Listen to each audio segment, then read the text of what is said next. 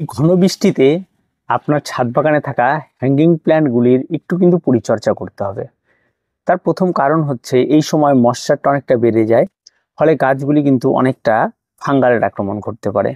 আর তাছাড়া বৃষ্টির জল একটু আধটু পড়লে কোনো সমস্যা নেই, বরঞ্চ ভালোই। তো অনেক সময় অনেকের মনে হয় যে এই ভরসায় এই সমস্ত হ্যাঙ্গিং প্ল্যান্টগুলি নষ্ট হয়ে যেতে পারে। নষ্ট হওয়ার কোনো চান্সই নেই, বরঞ্চ আপনি এই হ্যাঙ্গিং প্ল্যান্টগুলিকে আরেকটু ভালো করে তুলতে পারবেন যদি আজকে এই পুরো ভিডিওটি দেখতে পারেন। প্রথমে আপনাকে যেটা করতে হবে সেটা হচ্ছে মাটির মিশ্রণ। সেটা তো আমরা আগেও বলেছি যে হ্যাঙ্গিং এর জন্য ভালো একটা মাটির মিশ্রণ লাগবে, যেটা ওয়েলডেনেস। আর এই সময় এসে যদি এই সমস্ত হ্যাঙ্গিং প্ল্যান্টগুলিতে একটু বৃষ্টির জল খাওয়াতে পারেন তাহলে বেশ উপকারে আসে। বেশ সুন্দরভাবে গাছগুলি গ্রোথ নিতে পারে এবং গাছগুলি আরো সুন্দরভাবে বাড়তে পারে। বৃষ্টির জলে প্রচুর গাছের খাবার রয়েছে, নাইট্রোজেন রয়েছে, যাতে গাছ আরো সুন্দরভাবে বাড়তে পারে। আর যেহেতু একদম ফ্রেশ নাইট্রোজেন, তাই গাছ সরাসরি খুব তাড়াতাড়ি শোষণও করতে পারে এই সমস্ত কিছু। পাতা দিয়ে, শিকড় দিয়ে, সবকিছু দিয়ে খুব তাড়াতাড়ি শোষণ করে নিতে পারে। এখন বিষয়টা হলো, এই সময় এসে গাছগুলি দেখবেন, আমি যদি আগের ভিডিওতে দেখাই যে সমস্ত হ্যাঙ্গিং প্ল্যান্টগুলি ছিল, এখন কিন্তু তাদের গ্রোথ অনেকটাই বেশি হয়ে গেছে এবং খুব তাড়াতাড়ি তারা ভরাট হয়ে যাচ্ছে। এই সময় যদি আপনারা কেউ হ্যাঙ্গিং প্ল্যান্ট লাগাতে চান, খুব তাড়াতাড়ি হ্যাঙ্গিং প্ল্যান্টগুলি লাগানোর চেষ্টা করুন। দেখবেন এই টাইমে ফলাফলটা খুব তাড়াতাড়ি পাবেন। লাগানোর অন্তত 1 মাসের মধ্যে কিন্তু আপনার টপটা কিন্তু ভরে যাবে। কারণ এই সময়টাই এই হ্যাঙ্গিং প্ল্যান্টের জন্য বেস্ট, আর এই বর্ষাকালটা কিন্তু এই সমস্ত গাছগুলির জন্য বেস্ট। আমি এখানে মূলত যে কটা ভ্যারাইটি লাগিয়েছি, একটা পিঙ্ক লিলি রয়েছে, সিডাম রয়েছে, স্টোন ক্র্যাফট রয়েছে, তো এরকম নর্মাল বেশ কিছু ভ্যারাইটি রয়েছে, স্পাইডার রয়েছে, নর্মাল ভ্যারাইটি এক কথায়। তারপর হচ্ছে ট্যাঙ্গেল হার্ট রয়েছে, নর্মাল যে সমস্ত ভ্যারাইটি যেগুলি খুব কম পরিচর্যা, দেখতে অত্যন্ত সুন্দর, বা যে কোনো হ্যাঙ্গিং এর ক্ষেত্রে পরিচর্যা তেমন কিন্তু কিছু নেই। তো এই সময় এসে আপনারা যেটা করবেন সেটা হচ্ছে গাছে খাবার দেওয়া একটু বন্ধ রাখবেন। এই সময় কোন রকমই গাছে লিকুইড ফার্টিলাইজার হোক বা গাছের গোড়ায় ড্রাই খাবার হোক, কোনো কিছু খাবার এই সময়টাতে দেবেন না। একটা দিন অপেক্ষা করুন, একটু যদি ভালো হয়, রোদ্র উঠলে ঝলমলে একটা দিন হলো, সেই সময় গাছে খাবার দেবেন। আর গাছে হ্যাঙ্গিং এর ক্ষেত্রে আমি আবারও বলেছি, যদি টবে জায়গা থাকে তবে ড্রাই খাবার দিন, যদি টবে জায়গা না থাকে তবে কোনো রকমের ড্রাই খাবার না দিয়ে আপনারা লিকুইড খাবার দিন।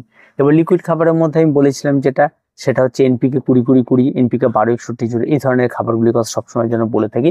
এগুলিকে 1 লিটার জলে 2 গ্রাম করে গুলে নিয়ে স্প্রে করে দিতে হয়। ঠিক আছে, 15 দিন এটা করলেন বা ওটা করলেন বা 7 দিনে করলেন, যখন আপনার যেমন সময় তেমন সময় অনুযায়ী আপনি গাছে স্প্রে করতে পারেন। গাছের রেজাল্ট অত্যন্ত সুন্দর হবে, এর বাইরে আর কিছু বলার নেই। এবার পরবর্তী স্টেজে আরেকটি যেটা প্রয়োজন রয়েছে, সেটাই সময় এসে আপনার গাছে একটু ফাঙ্গালের আক্রমণ ঘটতে পারে, তাই আপনার অ্যান্টি ফাঙ্গালটা খুব ইম্পর্টেন্ট এই সময় স্প্রে করা। তাই মাঝে মধ্যে একটু অ্যান্টি ফাঙ্গাল স্প্রে করে দেবেন। এই জিনিসটা কিন্তু অত্যন্ত গুরুত্বপূর্ণ, কারণ যখন বৃষ্টি হচ্ছে কিনা গাছের গোড়াটা অনেকটা সময় মাটির সাথে সাথে থাকছে, রোদ নেই, একটা ভ্যাপসা ওয়েদার রয়েছে, ফলে সেই সমস্ত ওয়েদারগুলি ফাঙ্গালের জন্য একটা উপযুক্ত পরিবেশ তৈরি করে। তাই সেই সময় যদি আপনি একটু অ্যান্টিফাঙ্গাল স্প্রে করে দিতে পারেন গাছগুলিতে, তবে আপনি অ্যান্টিফাঙ্গাল স্প্রে করলে, বৃষ্টি পড়ছে অ্যান্টিফাঙ্গাল স্প্রে, তাতে কোনো লাভ হবে না। আপনার বৃষ্টিটা স্টে হতে হবে, তারপরে আপনাকে অ্যান্টিফাঙ্গালটা স্প্রে করতে হবে। অন্তত ঘন্টা 2 যেন রেস্ট পায় এমন একটা সময় বুঝে আপনাকে স্প্রে করতে হবে। তাহলে কিন্তু আপনার গাছগুলো অনেকটা সেফ থাকবে।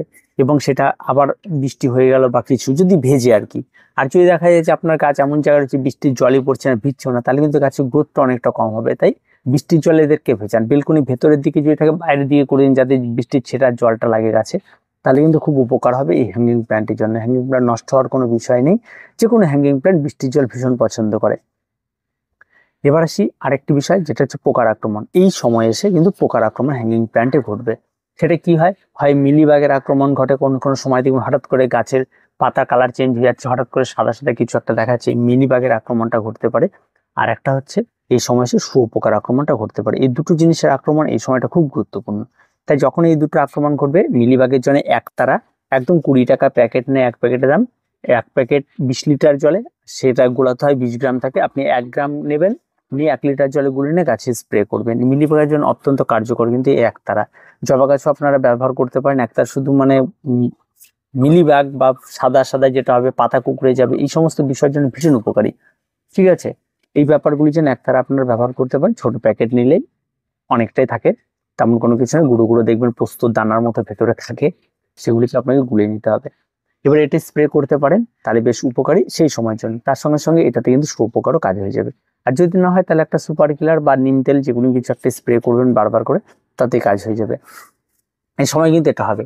আর একটা গুরুত্বপূর্ণ সময় যেটা চলছে, সেটা হচ্ছে চারা তৈরি। এই সময় যদি আপনার মনে হয় আপনি যদি হ্যাঙ্গিং এর সংখ্যা একটু বাড়াতে চান আপনার ছাদ বাগানে, তাহলে এটা কিন্তু উত্তম সময়।